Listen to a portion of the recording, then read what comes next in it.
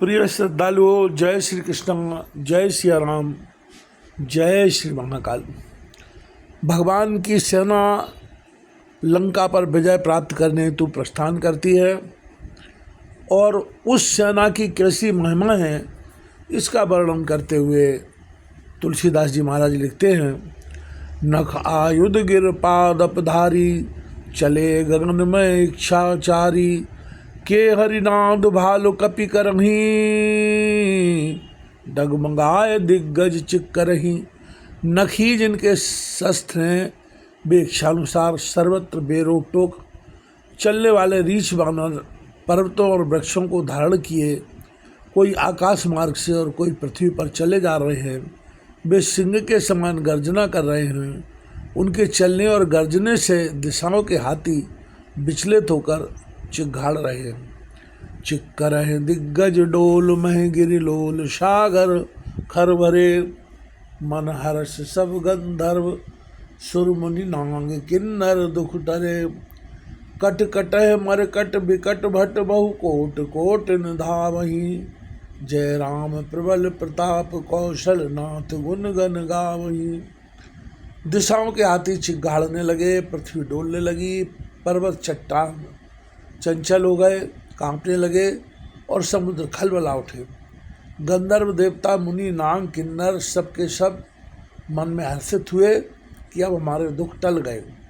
अनेकों करोड़ भयानक बानर योद्धा कटकटा रहे हैं और करोड़ों ही दौड़ रहे हैं। प्रबल प्रताप कौशल नाथ श्री रामचंद्र जी की जय हो, ऐसा पुकारते हुए वे उनके गुण समूहों को गा रहे हैं।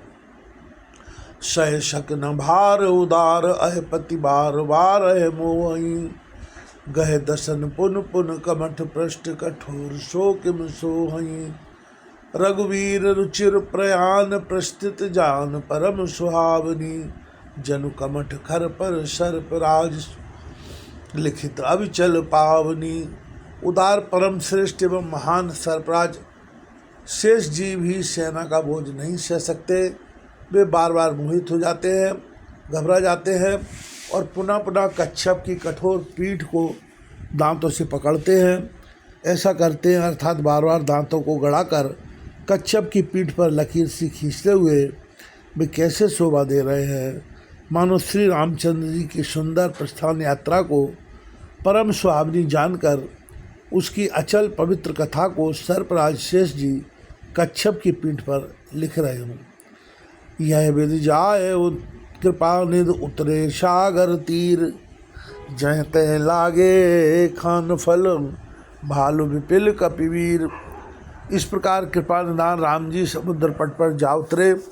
अनेकों रीछ बानर जहाँ तहाँ फल खाने लगे। वहाँ निशाचर रहे शशंका, जब ते जार गयो कपिलंका। निज निज ग्रह सब करह बिचारा, नहीं निश्चल कुल केर उबारा।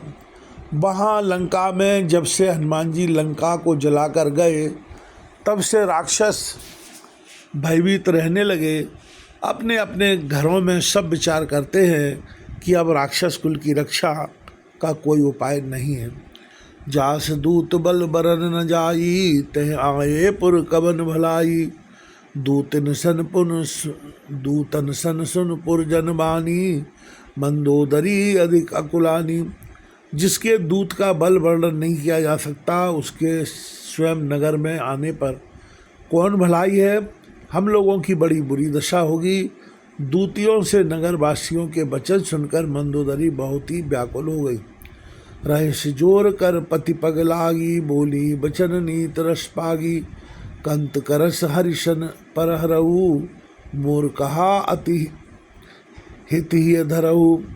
भाई एकांत में हाथ जोड़कर पति रावण के चरणों लगी और नीति रस में पगी हुई वाणी बोली, हे प्रियतम, श्री हरि से विरोध छोड़ दीजिए।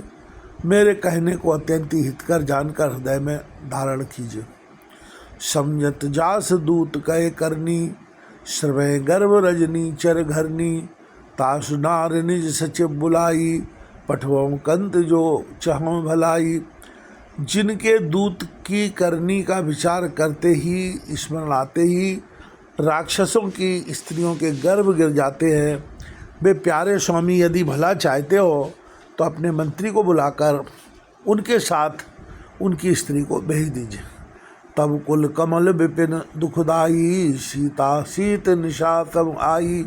सुनो नाथ सीता बिन दीने, इतन तुम्हारे शंभु अज कीने। सीता आपके कुल रूपी कमलों के वन को दुख देने वाली जाड़े की रात्रि के समान है। हे नाथ सुनिए, सीता को दिए लौटाए बिना शंभु और ब्रह्मा के किए भी आपका भला नहीं हो सकता। राम बाण आए गन सरस, निकर निशाचर भेक। जब लग ग्रसत न तब लग, जतन करो तज टेक। श्री राम जी के बाण सर्पों के समूह के समान है और राक्षसों के समूह मेढक के समान है। जब तक वे इन्हें ग्रस नहीं लेते, निगल नहीं जाते, तब तक हट छोड़कर उपाय कर लीजिए।